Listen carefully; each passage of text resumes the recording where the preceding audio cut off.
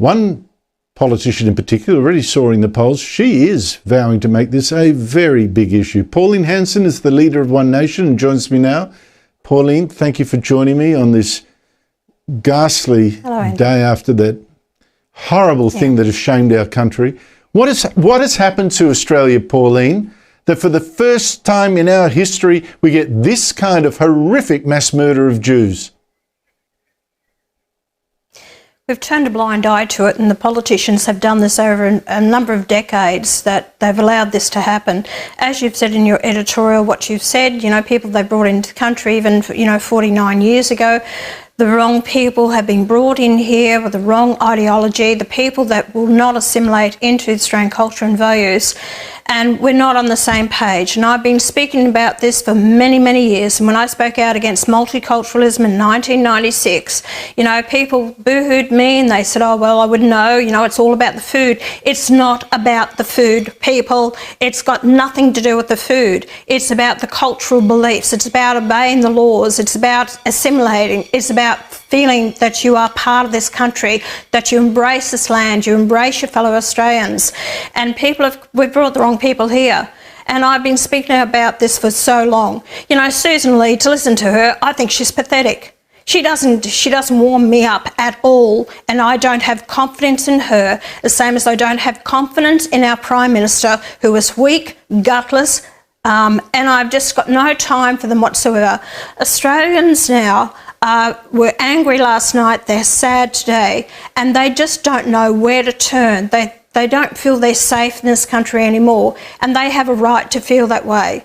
Unless we get strong leadership and we really turn the focus on who these men are, what their background is, why were they doing this, it's got nothing to do with the guns. It's about the ideology that these men felt and believed in, and that's what we've got to turn around. Take a good hard look at our immigration, which I've been on about for years and years and years, and I feel like till I'm blue in the face, and yet, I hear such weak, pathetic words from, the opposition leader and our Prime Minister. Well, you say it's not about the guns. The Prime Minister seems to think he's solved it all, solved a lot of it today. He met other leaders this afternoon and came out and said, well, we've now got tougher gun controls so that people like that older killer yesterday can't have 6 guns and can't have any guns if they're not an Australian citizen. Now, I didn't know this whole tragedy could be wrapped up this simply and so quickly. Did you? You know what? They're defecting the whole issue, and he hasn't even said they're Islamic terrorists. Not once have I heard him say that. So they're defecting the whole lot about guns. And there you have the farmers, you have law-abiding shooters out there saying, well, have we got to take the blame for this? Are we going to be faced with losing our guns because they didn't do the right thing? As I pointed out in the release that I put out, this was a fellow, 24 years of age, that was under ASIO. He was investigated, for radicalisation, and yet he was living with his father who had 6 guns. Why wasn't he investigated? If you've got a domestic violence, you can't be in a house that has guns. Why was he allowed to be in the house with his father with the guns there? So, the Prime Minister is wrong on this point. And I will not support him with changing the gun laws in Australia with regards to this. The government and the departments have failed to deal with this issue, the younger one, and living with his father who had the gun licence. So I think they're past the buck. I blame the Prime Minister. He's the one who's got blood on his hands. He has got blood on his hands. They didn't deal with the whole issue. I've known for the last 2 years. Because it's been bubbling over.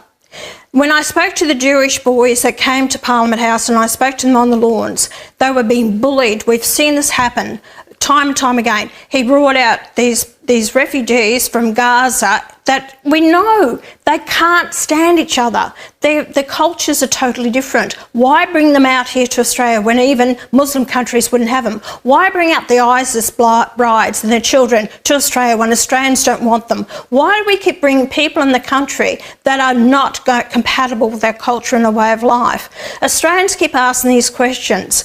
He knew there was an issue with the Jewish people. He said, we don't want division here in our country. He's created the division because he never reined in these Islamic clerics with the hatred on our streets and in their prayer rooms. It was the hatred that's kept going on.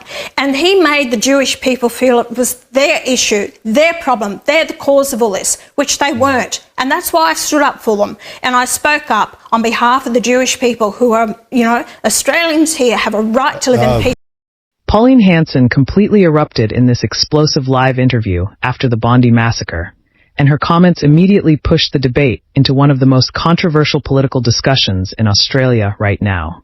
From the very beginning, she made it clear she believes this tragedy was not an isolated incident, but the result of years of failed leadership, weak immigration policy, and ignored warnings about radical ideology. The moment she said the wrong people have been brought here, the entire tone of the conversation shifted. Hanson argued that successive governments have allowed deep cultural and ideological divisions to grow unchecked, claiming that politicians refuse to properly address assimilation, integration, and national security concerns.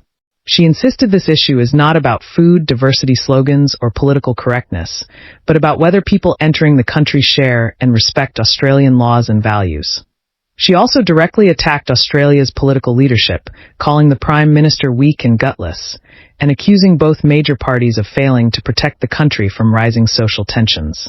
When the interviewer raised the government's response about tighter gun laws, Hanson immediately pushed back, arguing that this was a distraction from the real issue. In her view, the focus on firearms was avoiding the deeper question of ideology and radicalization. She repeatedly stressed that the system had already shown warning signs before the attack. She pointed to prior investigations into radicalization concerns and questioned why individuals under scrutiny still had access to firearms within family environments. For Hanson, this represented a broader pattern of institutional failure, where agencies and political leaders failed to connect the dots until it was too late. One of the most intense moments came when she accused the Prime Minister of having blood on his hands, arguing that government inaction over years contributed to the conditions that led to the tragedy. This statement instantly escalated the interview, turning it from a policy discussion into a full political confrontation. Throughout the exchange, Hanson kept returning to a central theme. Australians no longer feel safe in their own country. She argued that citizens are angry, afraid, and increasingly disconnected from leaders who, in her view, refused to acknowledge the real causes behind rising violence and division. She also criticized policies involving immigration and refugee intake, claiming they have contributed to cultural incompatibility and social tension. By the end of the interview, the divide was clear.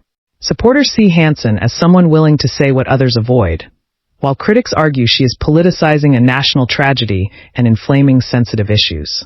Either way, her comments have triggered a massive public reaction, and the debate over immigration, security, and leadership in Australia is only intensifying. This interview is now at the center of a national firestorm, and it's clear this story will continue dominating headlines as both sides clash over what caused the tragedy and what comes next for Australia.